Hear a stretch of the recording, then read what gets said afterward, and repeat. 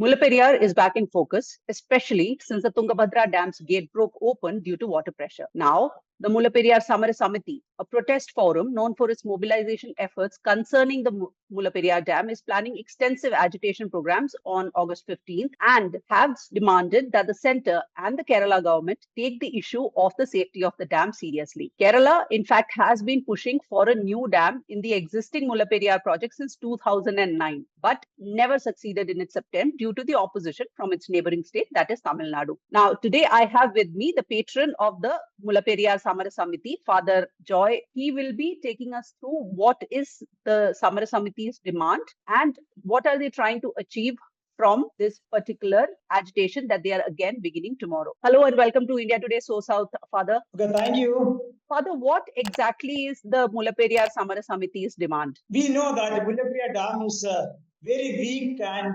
outdated. Now it's 129 years old. So we are demanding a new dam. Our slogan is water to Tamil Nadu and security for our lives. We are not against Tamil Nadu. They are our brothers. So we are always ready to give enough water to them. So our demand is build a new dam. Father, why is the church involved in this particular protest? This protest is, everybody is, there is no religion, no caste, no politics, because everybody is joined this agitation movement. So we are also, church is also in part of this movement. It is our duty to fight for our rights, and it's a genuine thing.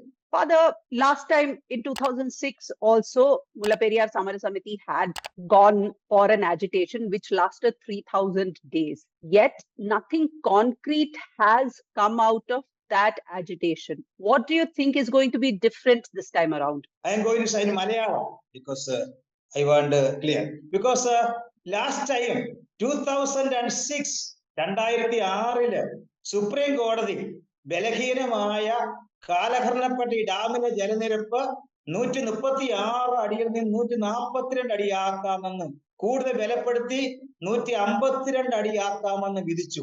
അപ്പോൾ Periyar നിവാസികള് Mullaperiyar agitation മൂവ്മെന്റിന് രൂപം കൊടുത്തു. ആ സമരം 2006 March 3 മുതൽ ആരംഭിച്ചു. അത് കേരളം മുഴുവനും ഏറ്റെടുത്തു. കേരളം കണ്ട ഏറ്റവും വലിയ ഒരു പോരാട്ടമായിരുന്നു. അതിനുശേഷം അടുത്ത ഘട്ടത്തിലേക്ക് കടന്ന് ഞങ്ങള് സമരം ഇങ്ങനെ സാവകാശം ഒരു ശാന്തമായി മുന്നോട്ട് പോയി. ഇതിന്റെ ഫലമായിട്ട് ഞങ്ങൾക്ക് ഫൈനൽ പുതിയ ഡാം എന്ന ലക്ഷ്യത്തിലെത്താൻ സാധിച്ചില്ലെങ്കിലും ഒത്തിരി കാര്യങ്ങൾ നേടാൻ സാധിച്ചു. ഒന്നാമത് സുപ്രീം കോടതി 142 അടിയായിട്ട് വിധിക്കാമെന്ന് വിധിച്ച് സുപ്രീം കോടതി പുറകോട്ട് പോയി. സുപ്രീം കോടതി ഒരു എംപവർ കമ്മിറ്റിയെ നിയമിച്ചു 5 പേരുടെ. അതിനുശേഷം നമുക്കെതിരെ വന്നു റിപ്പോർട്ട് ഏകപക്ഷീയമായി. നമുക്ക് വേണ്ടി വാദിക്കാൻ വേണ്ടി ആരും ഉണ്ടായില്ല. ഗവൺമെന്റ് ശക്തമായിട്ട് തീരുമാനമെടുത്തു. സുപ്രീം കോടതി വാദിക്കാൻ വേണ്ടി ഇന്ത്യയിൽ ഏറ്റവും ടോപ്പ് വക്കീല് ഹാരിസ് സാൽവെ, മുഖ്യമന്ത്രി അച്യുതാനന്ദൻ നേരിട്ട് പോയി പറഞ്ഞ് അദ്ദേഹം ഏറ്റെടുത്തു.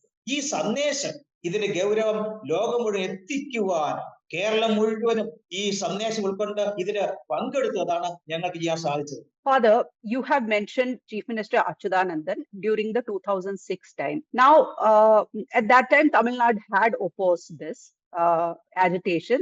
They have been opposing another structure for Mullaperiyar Dam in the Mullaperiyar project area itself. This time also, Chief Minister Pinarayi Vijayan is again reiterating that there is no safety concern for this dam. In the wake of that, why is the Samara Samiti picking up another agitation at this moment?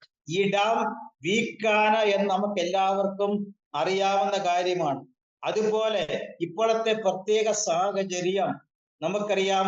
കാലാവസ്ഥാ വ്യതിയാനം, climate change നമുക്കറിയാം. അതുപോലെ മേഘവിസ്ഫോടനം, cloud burst എല്ലാ സ്ഥലങ്ങളിലും സംഭവിച്ചു കഴിഞ്ഞു. നമുക്കറിയാം കഴിഞ്ഞ അടുത്ത ദിവസം വയനാട്ടിൽ സംഭവിച്ചു. നൂറുകണക്കിന് ആളുകൾ മരിച്ചു, അവരുടെ സ്വത്തുക്കളെല്ലാം നഷ്ടപ്പെട്ടു. മേഘവിസ്ഫോടനം, ക്ലൗഡ് ബേസ്റ്റ് മൂന്നാറില് അതുപോലെ കാഞ്ഞിരപ്പള്ളി, കളമശ്ശേരി, ഊട്ടിക്കല് എല്ലാ സ്ഥലത്തും നടന്ന് അതുകൊണ്ട് നമ്മളെ ശക്തമായ സമരവുമായിട്ട് ഞങ്ങൾ മുന്നോട്ട് പോകുന്നു. Live without fear is a fundamental right. നമ്മൾ ഇന്ന് ആ ഫണ്ടമെന്റൽ റൈറ്റ് ഇല്ലാതെ ജീവിക്കാൻ സാധിക്കാത്ത ഒരവസ്ഥ വന്നിരിക്കുന്നു. ഫണ്ടമെന്റൽ റൈറ്റ്, മൗലിക അവകാശങ്ങൾ നിഷേധിച്ചിരിക്കുന്നു. കഴിഞ്ഞ അനേക വർഷങ്ങളായിട്ട് പെരിയാർ തിരുവാസ അതുപോലെ കേരളത്തിലെ 4-5 ജില്ലകളിൽ വസിക്കുന്ന 40 ലക്ഷത്തോളം ജനങ്ങളാണ് ഭീതിയിൽ താമസിക്കുന്നത്. ഗവൺമെന്റ് കടമയാണ് ഇതിന് ശാശ്വതമായ പരിഹാരം പുതിയ ഡാം നിർമ്മിച്ച് ഉണ്ടാക്കുക. ഇപ്പോൾ നമുക്ക് അനുകൂലമായ ഘടകമുണ്ട്. കാരണം പിണറായി വിജയനും നമ്മുടെ തമിഴ്നാട് മുഖ്യമന്ത്രിയും വളരെ സുഹൃത്തുക്കളാണ്. നമുക്കറിയാം, ഒരു മേശയ്ക്ക് വെച്ച് വരുന്ന തീരാവുന്ന പ്രശ്നങ്ങളുള്ളൂ. നമ്മള് അവർക്ക് വെള്ളം കൊടുക്കാൻ എപ്പോഴും തയ്യാറാണ്. അതുപോലെ ഇവിടുത്തെ കോൺഗ്രസും പ്രതിപക്ഷവും എല്ലാം അവരും അവർക്ക് ഇന്ത്യ മുന്നണിയിൽ പെട്ടതാണ്. കാലാവസ്ഥ വ്യതിയാനം, അതുപോലെ മേഘവിസ്ഫോടനം, ഇങ്ങനെയുള്ള പല സാഹചര്യം കൊണ്ടും ഇപ്പോൾ തീർച്ചയായിട്ടും ഇതിന് പരിഹാരം ഉണ്ടാകുവാന് എളുപ്പമാണ്. ഇങ്ങനെ രണ്ട് സംസ്ഥാനങ്ങളിൽ ഡിസ്പ്യൂട്ട് ഉണ്ടെങ്കിൽ അതിന് മീഡിയേഷൻ നടത്തേണ്ടത് കേന്ദ്ര ഗവൺമെന്റാണ്. നമുക്കറിയാം 2022 ഒരു ഡാം സേഫ്റ്റി ആക്ട് പാർലമെന്റ് പാസ്സാക്കി. അതനുസരിച്ച് സെൻട്രൽ ഗവൺമെന്റിനാണ് ഡാമിന്റെ കാര്യങ്ങളിൽ അധികാരമുള്ളത്. ഡിസ്പ്യൂട്ട് ഉണ്ടായി പരിഹരിക്കാൻ പവർ അവർക്കാണ്. അതുകൊണ്ട് സെൻട്രൽ ഗവൺമെന്റ് ഇതിൽ മുൻകൈ എടുത്ത് ഇതിന് പരിഹാരം ഉണ്ടാക്കേണ്ടതാണ്. കേരള ഗവൺമെന്റ് അത് പ്രത്യേകിച്ച് ഇപ്പോഴത്തെ ഈ സാഹചര്യത്തില്, ഈ ഭയാനകമായ ഈ സാഹചര്യത്തില് കേന്ദ്രത്തില് സമ്മർദ്ദം ചെലുത്തണം.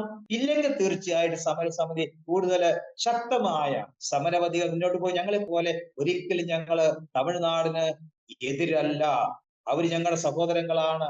ഒരമ്മ പെറ്റ മക്കളെ പോലെ തോളോട് തോൾ ചേർന്ന് കൈകോർത്ത് ഒരുമയില് സ്നേഹത്തില് പോകേണ്ടവർ എന്നുള്ള ആ ഒരു സത്യം ബോധ്യം ഞങ്ങൾക്ക് എപ്പോഴും ഉണ്ട്. അതനുസരിച്ച് മാത്രമേ ഞങ്ങൾ മുന്നോട്ട് പോവുകയുള്ളൂ. Father, the AIADMK deputy leader in the assembly, R.B. Uday Kumar, has even applied to Tamil Nadu chief minister to counter this campaign that to decommission the Mullaperiyar Dam. In fact, he has said, and I quote, Kerala politicians have been carrying out a campaign against Mullaperiyar Dam since 1979. Whenever Kerala faced a natural disaster, they spread fear about the dam's safety, raised suspicions, and spread imaginary stories and videos. A 3-member expert committee appointed by the Supreme Court is visiting the dam every month and carrying out inspections. That's what Uday Kumar had said in his statement in Tamil Nadu. What do you have to say to counter the AIADMK deputy leader in the Tamil Nadu Assembly? Tamil Nadu തെറ്റിദ്ധരിക്കുന്നവർ സത്യം മനസ്സിലാക്കുന്നില്ല.